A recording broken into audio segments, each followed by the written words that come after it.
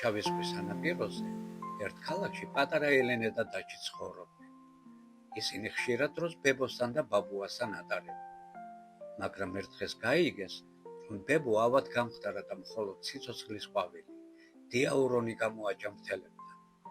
ბავშვები შეწუხდნენ, არ იცოდნენ როგორ მოქცეულიყო. აქამდე არც კი გაეგო ციცოცხლის ყვავილის არსებობის შესახებ. ამ ფიქრებში ბავშვებს შემოახამდა და დადარდიანებულებს ჩაეცინა.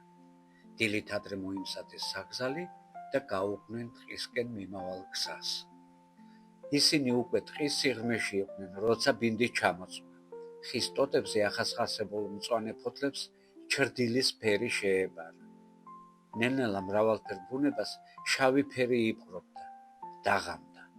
ხრუსიჩუმე ჩამოწვა, რომელსაც მხოლოდ ბუსშეძახილი და მოშორებით გლების ყმუილი არღვევდა. ბავშვები მათთვის წარმოუდგენელ გარემოში აღმოჩნდნენ, რა დროსაც გადაწყვეტილებები დამოუკიდებლად უნდა მიეღო.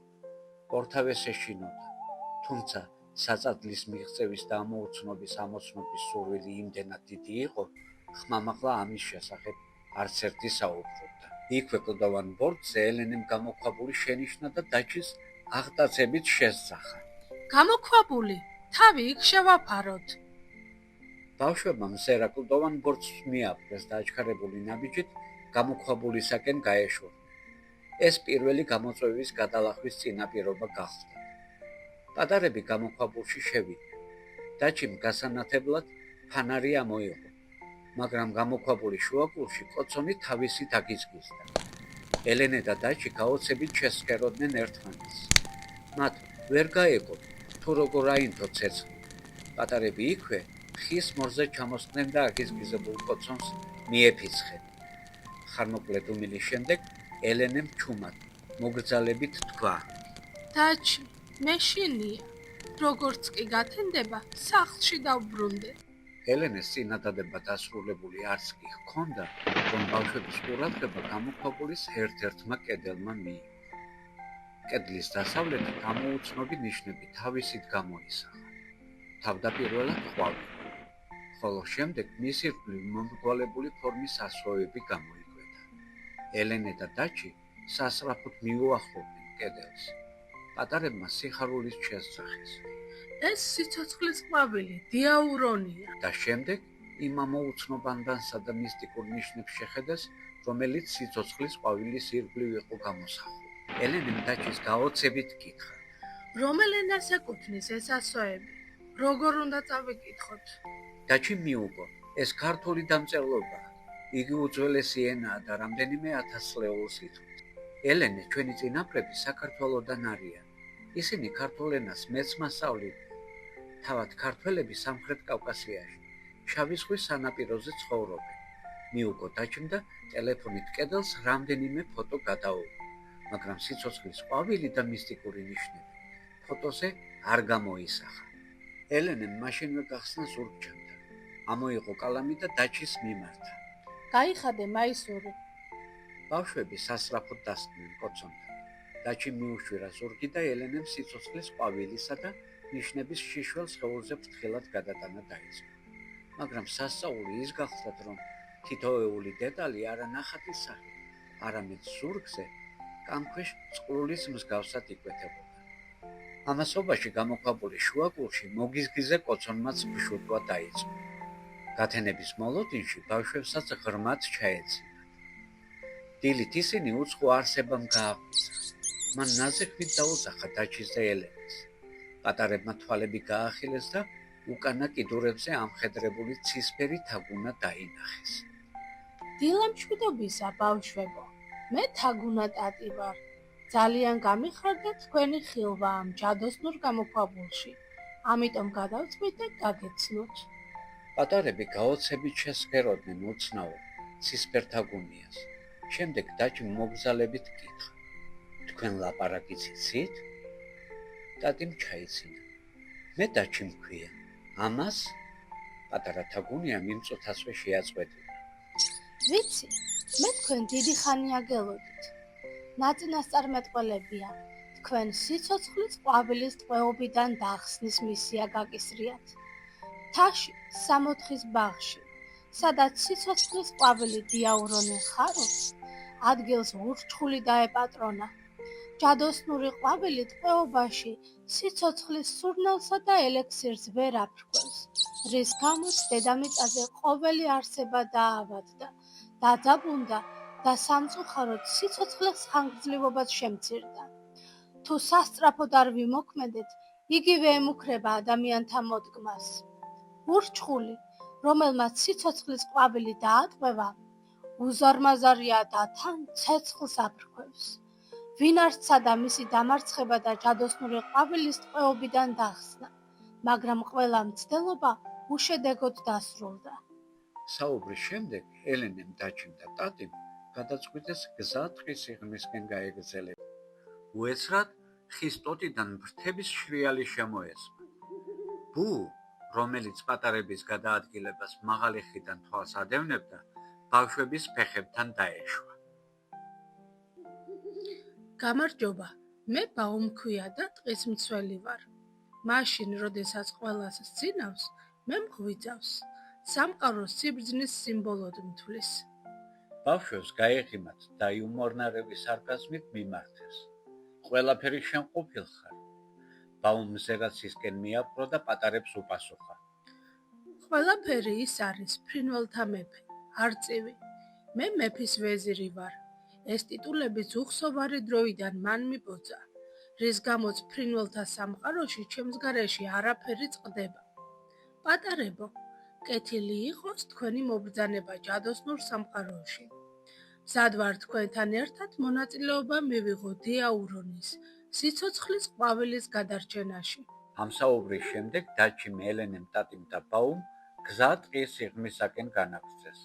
ცხოველები ინტერესით შეჰყურებდნენ პატარებს, ფრინველები კი ბავშვებს თავს დასრიალებდნენ. მათ ვერ გაეგოთ, როგორ და რა მიზნით მოხდა ეს ორი უმწეო არსება ველურ სამყაროში. ცოტა ხნის შემდეგ პატარებს დათვის ბელის ხმა შემოესმა. ის თურმე ბუნაგიდან მშობლების დაუკითხავად გამოსულიყო და ფერად ყვავილებში ლაღად კოტრიალობდა.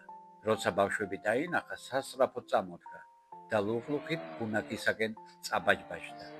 მოგვიანებით დედა დათვს წინ მოუძღოდა და ბავშვების მიმართულებით პატარა თათს იშვერდა.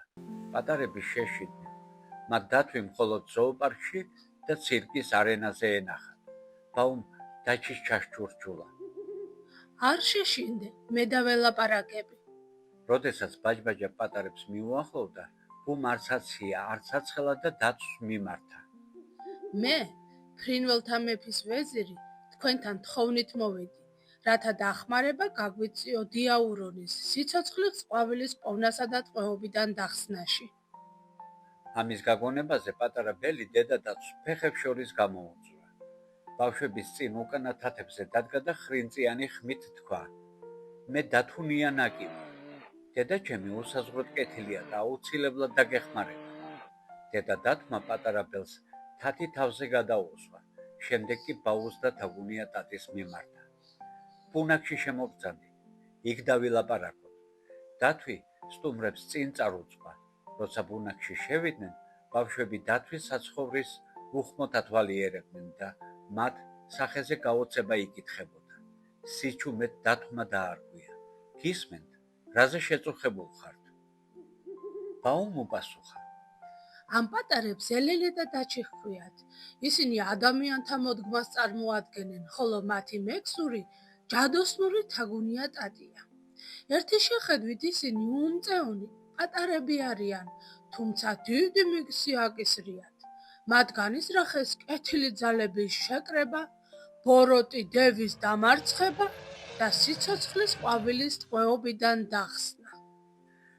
დათვმა მზერა ბავშვებს მიაპყრო. ის პატარებს უსიტყვოდ, გამჭოლი მზერით აკვირდებოდა.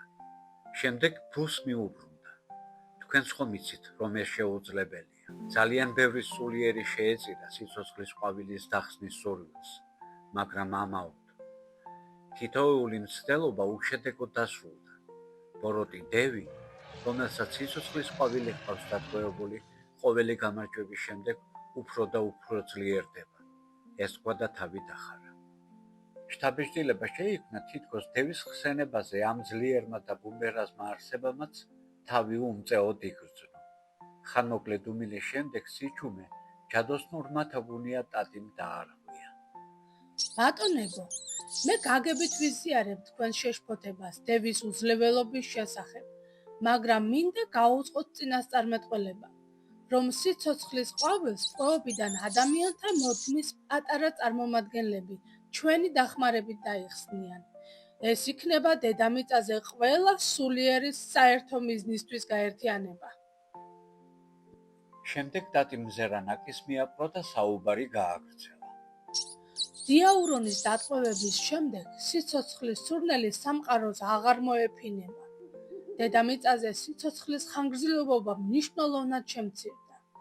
თუ ასე გაგრძელდება, ყველას გადაშენება გვემუქრება. ადამიანთა მოდგმის ეს ორი პატარა წარმომადგენელი სიზმარში ვიხილენ. მათ შესახებ ზებუნებრივმა ძალებმა მაუწყეს და გზამკვლევის ფუნქციის შესრულება დამაკისრეს. სწორედ ამ მისიით მოვხვდით თქვენთან. დათმა ტატის შეხედა და მიუღო. მსგავსი საკითხის გადაჭრა მხოლოდ ტყის ბინადართა საერთო კრებაზეა შესაძლებელი, მაგრამ რა აზრი აქვს მათ შეკრებას? ჯუნგლი ადამიანს და მის მოდგმას დაუძინებელ მტრად აღიქვამს. მათგან თანხმობის მიღება გაგვიჭირდება. დათვის პასუხის მოსმენის შემდეგ ფულს ეცაში აიჭრა და მაღალი კლდის მიმართულებით არწივისაკენ გაფრინდა. ფრინველთა მეფემ ბაუსგან დაწვრილებით მოისმინა დათთან შეხვედრის დეტალები და ჯუნგლის შეკრებაზე ბრძანება გასცა. დაჩი და ელენე თვალს საოცარ სანახაობას აძებნდნენ. არწივის ბრძანებამ მობილიზება გაუკეთა ფრინველთა სამყაროს. ყველგან კოდალების ნისკარტის კაკუნის ხმა ისმოდა. ისინი მუხის ფოთლებზე მოსაწვევებს ბეჭდავდნენ და შემდეგ საწერილებს მტრედებს გადასცემდნენ დასარიგებლად. ბულბულსა და შაშვებს კი კულტურული პროგრამის მომზადება დაევალათ. მათ მოწვეული სტუმრები გალობით უნდა დაეთმოთ. ფლამინგოებს კი ეგზოტიკური ცეკვა უნდა შეესრულებინათ. ტყეში შრიამული იგრძნობოდა. ველურმა სამყარომ დილით მნიშვნელოვანი გადაწყვეტილებების მოლოდინით გაიხვიца. ცხოველთა სამყარო ტყის სიღრმისაკენ კრების ადგილისკენ დაიცრა. ხარების ფლოქვების თქაფათქუბი საოცარ რიტმს ქმნიდა. ისმოდა სპილოების შეძახილს. მაიმუნთა მოდგმა ხეებზე სრული შემადგენლობით შეკრებილი. შორი ახლოს გლების ხმუილიც გაისმა. ისინიც კრებაზე მოიჩქაროდნენ. ყელმოღერებული ჟირაფები მოხდენილად მონარნარებდნენ. ბულბულს და შაშვს კი იქვე სცენა მოეწყოთ, ტკბილად გალობდნენ. ფლამინგოები კი სინქრონულად ნარნარებდნენ და ასე ართობდნენ მოწვეულ სტუმრებს. უცებ გაიძვერა მელაც გამოჩნდა, რომელიც მაშინვე მიიჭრა დაჩისან და ელენესან და უთხრა: ბავშვებო, ველურ სამყაროში ყოფნა საშიშია. მე წამომყევით, ჩემთან იმეგობრეთ. რაზეც პატარებმა მიუგეს. ბავშვების მოტყუება არ შეიძლება, თორემ ცხვირი და ყურები გაგეზრდება. მელია მიმწამსვე წინათათები ცხვირსა და ყურებზე მოიკიდა და წყლის გუბეში ჩაიხედა. რაზეც ტყის ბინადართა დაცინვა დაიმსახურა. შერცხვენილმა მელიამ შეკრების ადგილი ჩუმად დატოვა. კრება დათმა გახსნა. ფეხზე წამოდგა და ტყის ბინადრებს მიმართა.